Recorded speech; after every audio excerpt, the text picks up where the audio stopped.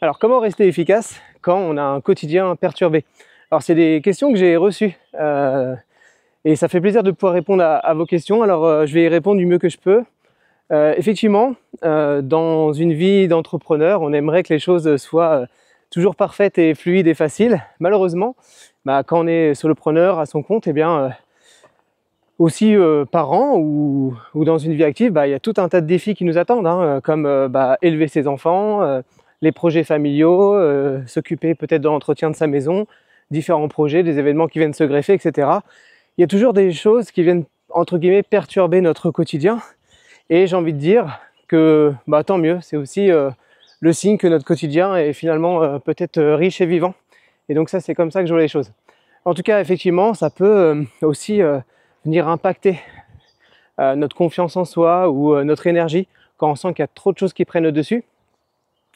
Et j'ai envie d'apporter des solutions, des choses que je fais moi au quotidien parce que évidemment, j'ai une vie de famille, comme tout le monde, j'ai des projets, comme tout le monde, il y a des imprévus qui peuvent arriver et je vais vous donner quelques clés et comment je les gère. Alors déjà, première chose, la solution, ça va pas être forcément d'en faire plus pour essayer de faire en sorte que son business soit parfait, mais c'est d'essayer d'en faire mieux. Et en partant de cette idée, déjà ce qui peut faire abaisser la pression, c'est aussi le fait de se dire que chez tout le monde fait face au même défi. C'est surtout ça, tout le monde fait face au même défi. Je discute avec énormément de solopreneurs et en fait dans le quotidien, ou même énormément de gens, parce que j'accompagne des personnes sur la partie sportive, et en fait chez personne la vie est idéale, chez personne c'est fluide et linéaire, il y a toujours des imprévus, il y a toujours des défis.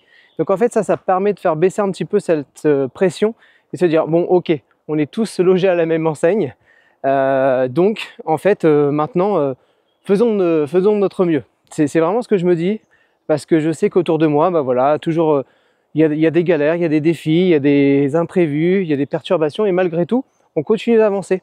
Et je m'appuie énormément sur mon entourage, sur mes fréquentations entrepreneurs, solopreneurs, pour moi aussi garder le cap et me dire, voilà, on est tous dans le même bateau, donc avançons ensemble. Et ça, je sais que ça m'aide beaucoup, donc si je peux vous rassurer aussi par rapport à ça, j'ai aussi beaucoup de défis au quotidien qui fait que mes journées ne sont pas forcément idéales, mais pourtant ça avance quand même. Donc ça, c'était le premier point. Deuxième point, moi j'ai envie de dire, il faut voir ça comme un avantage, parce que être entrepreneur aussi, pour moi, c'est tirer un maximum de bénéfices en un minimum d'efforts ou de temps. C'est ça qui rend en fait à la fin, avec le temps, qui rend votre business et votre activité efficace.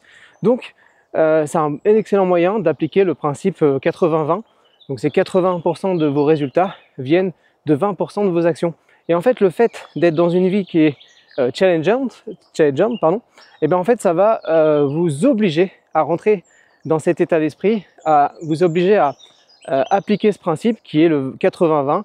80% de vos résultats proviennent de 20% de vos actions, et donc ça peut être l'occasion de lister quelles sont les actions qui apportent le plus de bénéfices dans votre business, et peut-être se focaliser uniquement sur ça. Donc ça, c'est un principe hyper intéressant, important, et je sais que pour moi, quand les journées sont chargées ou les semaines chargées, en fait je me focus juste sur ces choses-là, et généralement je me rends compte que ça suffit largement pour continuer à perdurer. Voilà. Et puis ensuite, dernier point, en partant de ça, ces priorités-là, tout ce que j'identifie comme des priorités qui donnent des résultats vraiment significatifs sur mon business, en fait je les mets en priorité dans ma semaine, et je découpe ça en petites actions et en blocs qui sont plutôt souples. C'est-à-dire que lundi matin, si je veux travailler là par exemple sur mon sommet virtuel, en fait, donc c'est un défi pour moi, c'est mon premier sommet virtuel, ça demande pas mal de boulot, en fait je me dis ok, je vais en faire un petit peu chaque jour, parce que évidemment j'ai d'autres activités, évidemment j'ai des défis, évidemment j'ai un niveau d'énergie qui est limité aussi, donc je dois m'adapter à tout ça. Et donc mon sommet virtuel, en fait pendant 1 heure par jour, je me dédie un bloc de temps obligatoire et des blocs de temps qui vont être plutôt souples. Là par exemple j'ai travaillé dessus ce matin, demain ça va être en début d'après-midi, mercredi ça va être le matin, etc. Et un petit peu le week-end pour essayer de compenser avec ce gros projet qui arrive sans empiéter sur ma vie perso. Voilà, pour toujours avoir du lien et créer de la continuité avec avec ce projet. Donc là, voilà, je découpe en petites étapes et ensuite, je dédie des blocs plutôt souples dans ma semaine et je planifie ça le dimanche soir. Comme ça, le dimanche, je sais à peu près comment va se passer ma semaine et je planifie ces blocs-là dans ma vie personnelle, dans mon quotidien, et ce qui me permet généralement d'atteindre mes objectifs. Voilà pour mes conseils. J'espère que cette vidéo vous aura aidé. Si vous avez une vie chargée, une vie pleine de défis, parce que je vous rassure, on est tous logés à la même enseigne, et après, ce qui va dépendre de votre réussite, c'est comment vous vivez les choses, comment vous anticipez les choses, et ça va vraiment être game changer pour vous. Allez, je vous souhaite une bonne journée.